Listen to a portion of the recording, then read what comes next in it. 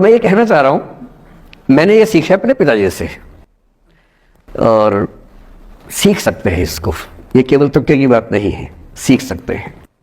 मेरे जो पेरेंट्स हैं, पिताजी और माँ, वो एक अनूठा कॉम्बिनेशन है।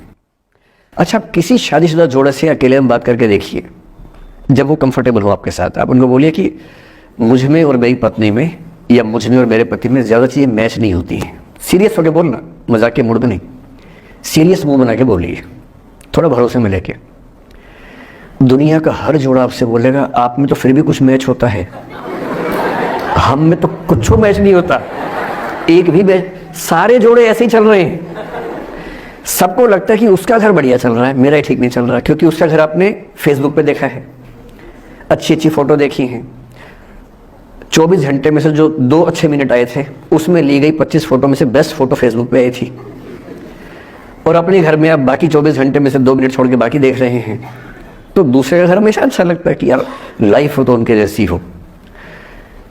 तो हमारे माता पिता भी स्वभाव उनका भी थोड़ा अलग रहा, सबका है, हमारा भी है। तो मेरे पिताजी हैं मस्त मौला आदमी, जैसे कबीरदास, एकदम फक्कड़ मस्त मौला आदमी, भाड़ में जाए दुनिया, उस मूड में रहते हैं, नुकसानों से भाड़ में जाए। गीता का सार उन्होंने अपने मन में बिठा लिया है। उनका बड़े से बड़ा नुकसान हो जाता है तो क्या बोलते हैं, हमारा क्या था जो लाए थे, जो लिया यहीं से लिया, जो दिया यहीं दिया, साथ लेके क्या जाना है, बात खत्म। कोई टेंशन ही नहीं उनको।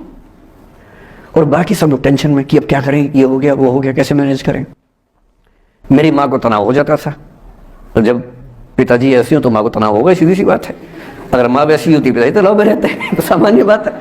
जब घर में एक व्यक्ति मस्त भोला हो तो बाकी लोग तनाव तो फिर बांटेंगे ना आपस में। तो बड़ा तनाव में रहती थी, उनको घर की चिंता, बच्चों की चिंता बहुत सताती थी। पिताजी भी चिंतित थे बच्चों को लेकर, जैसे कोई पिता होता है, पर उनकी नेचर थी कि ठीक है देख लेंगे जो होगा, अरे देख लेंगे, अरे भाड़ में जाओ, उस मूड में रहते हैं, आज भी रहते हैं। मेरी माँ 73 की उम्र से कुछ महीने पहले चल बसी, उनका जीवन समाप्त हुआ।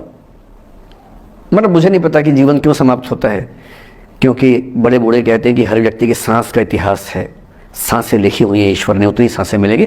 मुझे बहुत भरोसा इस बात में है नहीं, क्योंकि भगवान ऐसा क्यों करेगा कि जापान में सांसें ज्यादा लिखेगा और अफ्रीका में कम लिखेगा, भगवान ऐसा क्यों करेगा। और अगर सांसें पहले से लिखी हुई है तो हमारी जीवन प्रत्याशा क्यों बढ़ती जा रही है।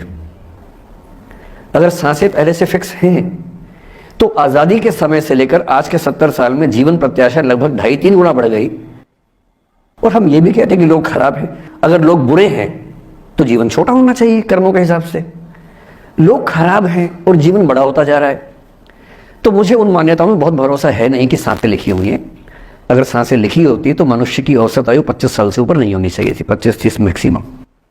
और हम 70-80 साल धूमधाम से जी रहे हैं, जिसका मतलब है कि ये भगवान से ज़्यादा इंसान ने लिखा है, मेडिकल साइंस ने लिखा है, वैज्ञानिकों ने लिखा है। और मैं ऐसा व्यक्ति हूँ, मैं बहुत धार्मिक व्यक्ति हूँ नहीं, और मैं इसको छिपाता भी नहीं हूँ। मैं बहुत छिप छिप के बहुत जी लिया। मैंने ठान लिया कि मैं जैसा हूँ वैसा रहूँगा। ना मुझे किसी पार्टी से मतलब है, ना किसी विचारधारा से मतलब है। मैं विचार वाला आदमी हूँ, धारा वाला नहीं हूँ। जिसको धारा में बहना है बहे, हम तो अकेले चलेंगे, विचार के साथ चलेंगे, जो ठीक लगता है वो बोलेंगे और वैसे ही रहेंगे। हाँ, गलत बोलने से बचता हूँ, किसी के बारे में गलत बोलना मुझे अच्छा नहीं लगता है, लेकिन जो सही लगता है वो तो बोलूँगा ना भाई। मेरे पिताजी 81 साल के हैं, अभी 81 साल के हुए कुछ दिन पहले, और एकदम मस्त मौला आदमी है, मुझसे ज़्यादा युवा हैं। मैं 50 साल का बूढ़ा हूँ, वो 81 साल के युवा हैं। उनके चेहरे की चमक, मतलब कई ट्यूबलाइट फेल है उनके सामने, ऐसी चमक चेहरे पर रहती है। क्यों रहती है? उसकी एक वजह यह है कि वो रोज़ सुबह 2-3 घंटे प्राणायाम, योग, ध्यान, बहुत कुछ करते हैं। उनका भोजन इतना संतुलित है, सप्ताह में कम से कम 1 बार, कभी कभी महीने में 4 से ज़्यादा 6-7 बार उपवास करते हैं पूरा। वो सब चीज़ें उनके अभ्यास में है, जो मेरे अभ्यास में उतनी नहीं है। मैं भी कोशिश करता हूँ, पर अभी उतना सफल नहीं हो पा रहा हूँ। पर मेरी राय में उनके इस सुंदर जीवन का सबसे बड़ा राज ये क्षमता है कि वो हर चीज़ को लेट गो कर देते हैं। तनाव उनके पास आता है तो फिसल के निकल जाता साइड से, लेते ही नहीं तनाव किसी बात का।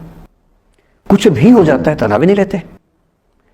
और मुझे लगता है कि काश ये चीज़ मेरी माँ के स्वभाव में होती, कम से कम 10 साल उनका जीवन और ज़्यादा तो होता। और मैं अपने अनुभव से बता रहा हूँ, बहुत विश्वास से बता रहा हूँ। मैं ना सोने जागने में नियमित व्यक्ति हूँ, ना मैं बहुत कसरत करता हूँ, ठीक हूँ, मतलब बुरा भी नहीं हूँ, ठीक हूँ। मेरी उम्र के अधिकांश लोग बीपी शुगर बहुत बीमारियों से ग्रस्त हैं, मैं फिलहाल नहीं हूँ। क्यों नहीं हूँ? मेरे पास इसका उत्तर एक ही है, मैं लोड लेता नहीं किसी बात का, दबाव लेता नहीं, तनाव लेता नहीं। भाई अच्छा हो रहा है तो भी ठीक है। जब मैं सफल, जैसे मैं 3 साल में पिछले काफी सफल हो गया, जितना मुझे नहीं होना चाहिए था, मैं तो कैसे हो गया हूँ सफल। अगर मैं सफल हो गया तो मैं इस बात का लोड भी नहीं ले रहा कि मैं सफल क्यों हो गया। अरे हो गया तो कैसे हो गया, कई लोग हो जाते हैं, हम भी हो गए, ऐसा क्या है। कल को नहीं रहूंगा मान लीजिए, ऐसा हो सकता है, कल को फेल हो जाऊं कहीं। फेलियर को पचाना पता नहीं कितना मुश्किल होता होगा लोगों के लिए, मैं अपने बारे में जानता हूं, मुझे मुश्किल नहीं होने वाला, क्योंकि मैंने सफलता का लोड लिया ही नहीं अपने ऊपर। विफलता मुझे क्या प्रभावित करेगी, बहुत फर्क नहीं पड़ता है। और मैं दावे से कह रहा हूं कि यदि ये टेम्परामेंट आपका हो, जो मेरे पिताजी से मैंने सीखा है, तो आप जिंदगी में सफल कितने होंगे वो एक अलग पैरामीटर है, पर आपकी जिंदगी शानदार होगी। और जितनी जिंदगी आपकी है, जितनी सांसें आप कहते हैं कि लिखी हुई हैं, गारंटी से कह रहा हूं कि 10 साल बढ़ जाएंगे। कुछ और लोगों के आप कम कर देंगे अलग बात है, लेकिन अपने 10 साल बढ़ा लेंगे। इसलिए ये सीखना बहुत जरूरी है कि कैसे लेट गो करना है जिंदगी की चीजों को। 3-4 प्रसंग होते हैं। एक होता है कि आप किसी को बहुत चाहते हैं पर वो आपको नहीं चाहता। आपकी उम्र में ये सब तो खेल होता है, और क्या खेल होता है। मेरे घर में 2 बच्चे हैं 17 साल के, तो मैं उनको देख के समझता रहता हूँ। वो मुझसे छुप छुप के किसी से बात करते हैं और मैं छुप छुप के सुन लेता हूँ। तो उन्हें नहीं पता, मुझे तो नाम भी पता है किससे बात करते हैं, एक आध का तो एड्रेस भी पता है मुझे। और मैं तो बच्चों को बोलता हूँ कभी जाना वाना हो तो मैं ले चलूँगा, चिंता मत करना, बोल देना कि ड्राइवर साथ में आया है, टेंशन मत लेना। तो मेरे तो बच्चे मेरे दोस्त हैं, मैं तो बड़ा दोस्ती के भाव में रहता हूँ। मेरा एक ही बेंचमार्क है कि वो जिस उम्र में जैसे हैं मैं कैसा था, और वो मुझसे अच्छे चल रहे हैं। उससे ज़्यादा उम्मीद मुझे करने में नहीं चाहिए। मैंने जो कुकृत्य 8वीं क्लास में किए थे उन्होंने 11वीं क्लास में किए, तो बहुत है। मैं ये क्यों मान के चलूं कि वो देवी देवता पैदा होंगे, मेरे ही तो बच्चे हैं भाई। जीन तो मेरे ही है, तो कैसे देवी देवता हो जाएंगे। तो ज़्यादा उम्मीदें क्यों पालनी है बच्चों से भी। मैं क्यों चाहूँ कि मेरा बच्चा IAS जॉब करे, क्यों करे वो, IAS भी क्यों करे। उसका मन करेगा तो करेगा, नहीं करेगा तो हार में है। अगर वो कहेगा कि मुझे स्टार्टअप करना है, स्टार्टअप कर लो भाई। अगर वो कहेगा मुझे कुछ और नौकरी करनी है प्राइवेट सेक्टर में, तो वो कर लो। मैं क्यों ठेकेदार बनूं उसका भाई। मैं क्यों ये चाहूं कि वो मेरे रास्ते पर चले, मुझसे बेहतर बने। ये सब बेकार की बात।